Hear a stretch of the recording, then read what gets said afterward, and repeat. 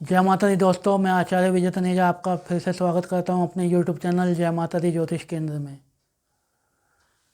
हम पढ़ रहे हैं मेष राशि में शनि का प्रभाव। 2 लेसन पढ़ चुके हैं हम, 8वें भाव तक पढ़ चुके हैं। आज हम 9वें भाव, 10वें भाव, 11वें भाव, 12वें भाव पर शनि का प्रभाव पढ़ेंगे। शनि कौन है? शनि कर्तव्य है, शनि जिम्मेवारी है, शनि हमारे दुख है, पीड़ा है। मेष राशि में, मेष लगन में एक इसको बताता है, हमारे 10वें और 11वें भाव का मालिक बनता है। कहाँ आया है? 9वें भाव में आया है। 9वां भाव हमारे कर्तव्य, हमारे लक का भाव है, हमारे डेस्टिनी का भाव है, हमारे सौभाग्य का भाव है। पिता के साथ हमारे संबंध हैं और हमारे डीएनए भी है, हमारे पैतृक स्थान भी है। तो यहाँ पे धनु राशि है। धनु राशि के बारे में मैंने आपको बताया था। अग्नि तत्व राशि है। अपना जो विजन है वो बिल्कुल क्लियर होता है इनका, कि किस प्रकार ये काम करते हैं, इनको क्या काम करना है, कितना काम करना है, क्लियर होता है इनका विजन। कब कहाँ क्या करना है, क्या नहीं करना, ये बिल्कुल क्लियर होता है। शनि यहाँ आके बैठा है तो कर्मों में धार्मिकता आना या धर्म के अनुसार कर्म करना इनका मोटो होता है, इनका उद्देश्य होता है। कर्मों का मालिक शनि अपने से बाद में आके बैठा है। व्यय, कर्म व्यय हो जाएंगे या कर्मों की न्यूनता आ जाएगी। व्यक्ति अपने जीवन में कम कर्म करके ही पैसा लाभ कमा पाएगा, क्योंकि लाभेश भी क्या है? शनि ही है। ज़्यादा कर्म नहीं करने पड़ेंगे, ज़्यादा एफर्ट्स नहीं करने पड़ेंगे। व्यक्ति व्यवसाय में अपने पिता के व्यवसाय को अपना सकता है, लेकिन पिता के व्यवसाय में क्योंकि ये बाद में आया है, दिक्कतों का सामना करना पड़ सकता है यदि मंगल या राहु का और प्रभाव कहीं से आ रहा है। मंगल लग्नेश है तो कम दिक्कत देगा, राहु ज़्यादा दिक्कत देगा। 10वें भाव की यदि हम बात करते हैं, 10वां भाव व्यवसाय को प्रदर्शित करता है, आपके स्टेटस को प्रदर्शित करता है, आपकी आजीविका को, आपके कर्मों को प्रदर्शित करता है। कौन सी राशि है? मकर राशि है। मकर राशि कौन होती है? वर्कहोलिक राशि होती है। एक सेट पैटर्न पे काम करते हैं ये लोग, एक पैटर्न पे काम करते हैं, उस पैटर्न पे करते चले जाते हैं बिना ये सोचे समझे कि लाभ हो रहा है या हानि हो रही है। हार्ड वर्कर होते हैं। कौन आके बैठा है? शनि ही अपनी राशि में आके बैठा है। इससे अच्छी स्थिति हो नहीं सकती, लेकिन इन लोगों के जीवन में संघर्ष बहुत पाया जाता है। तीसरी दृष्टि से ये 12वें भाव व्यय भाव को देख रहे हैं। शनिदेव तीसरी दृष्टि से 12वें भाव को देख रहे हैं, व्यय भाव को देख रहे हैं।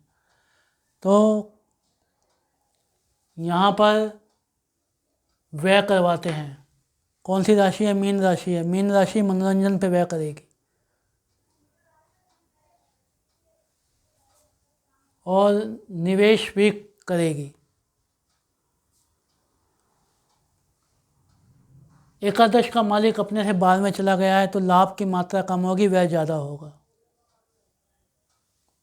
सप्तम दृष्टि से किसको देख रहा है? चौथे भाव को देख रहा है। चौथा भाव किसका है? माता का भाव है। माता के साथ व्यक्ति के संबंध अच्छे नहीं होंगे। घर का भाव है। घर में ये व्यक्ति घर में जब घुसेगा तो इसको लगेगा मैं घर क्यों आया। अगर कोई और पाप पर भाव, राहु जैसे ग्रह का, राहु भी यहाँ बैठा हो या यहाँ बैठ के इसको देख रहा हो, तो इसको, ये व्यक्ति को लगेगा मैं घर क्यों आया। घर में घुसते ही लड़ाई होंगी, जब तक आप शनि के उपाय नहीं करेंगे या राहु के उपाय नहीं करेंगे।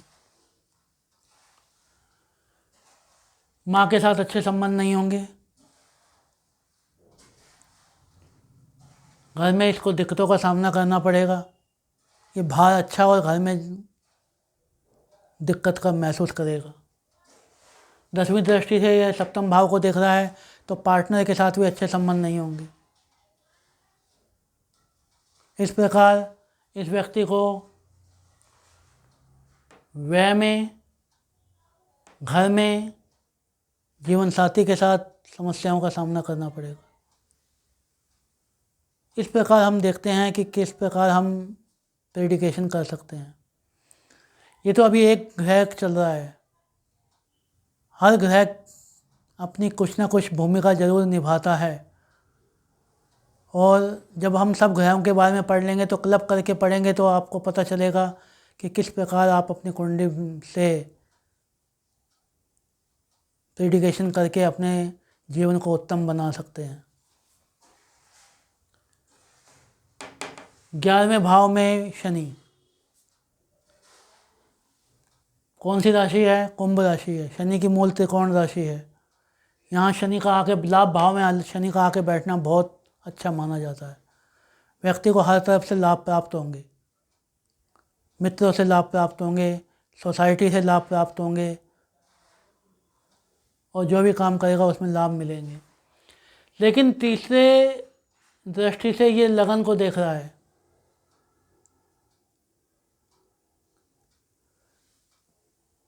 तो व्यक्ति को शरीर में कुछ दिक्कतें दे देगा जब भी दशा अंतर्दशा में शनि आएगा। 7वीं दृष्टि से ये पंचम भाव को देख रहा है, हायर एजुकेशन में दिक्कत लाएगा, प्रेम संबंधों में दिक्कत लाएगा, मान सम्मान में दिक्कत लाएगा। 10वीं दृष्टि से ये अष्टम भाव को देख रहा है, तो गुप्त कार्यों में इन्वॉल्व होएगा, गुप्त कार्यों से लाभ प्राप्त हो सकता है व्यक्ति को। गुप्त संबंध भी, एक्स्ट्रा मैरिटल अफेयर भी इस व्यक्ति के हो सकते हैं। इसी प्रकार यदि हम 12वें भाव पर चलते हैं तो 12वां भाव मीन राशि है, व्यय का भाव है, लॉसेस का भाव है। कौन आके बैठा है? शनि आके बैठा है। दशम भाव का मालिक, 11वें भाव का मालिक आके कहाँ बैठ गया है? 12वें भाव में बैठ गया है। तो कंट्रोल कहाँ हो गया? 12वें भाव पे हो गया। 12वें भाव से संबंधित व्यक्ति कार्य कर सकता है, जैसे हॉस्पिटल में कार्य कर सकता है, जैसे जेल में कार्य कर सकता है, जैसे कहीं भी निवेश कर सकता है, विदेशी कंपनियों में निवेश कर सकता है। लाभेश कहाँ आके बैठा है? अपने से दूसरे लगन से 12वें आके बैठा है। तो व्यक्ति को लाभ कहाँ से प्राप्त होगा? हॉस्पिटल से लाभ प्राप्त हो सकता है, जेल से लाभ प्राप्त हो सकता है, विदेश से लाभ प्राप्त हो सकता है, विदेशी कंपनियों में निवेश करने से लाभ प्राप्त हो सकता है। इस प्रकार हम प्रेडिकेशन या भविष्य कथन करते हैं या कुंडली पढ़ने का प्रयास करते हैं। उम्मीद करता हूँ कि आपको मेष लगन में शनि का प्रभाव समझ आया होगा। यदि नहीं आया है तो आप पूछ सकते हैं कुछ भी। आगे हम देखेंगे राहु का प्रभाव। जय माता दी।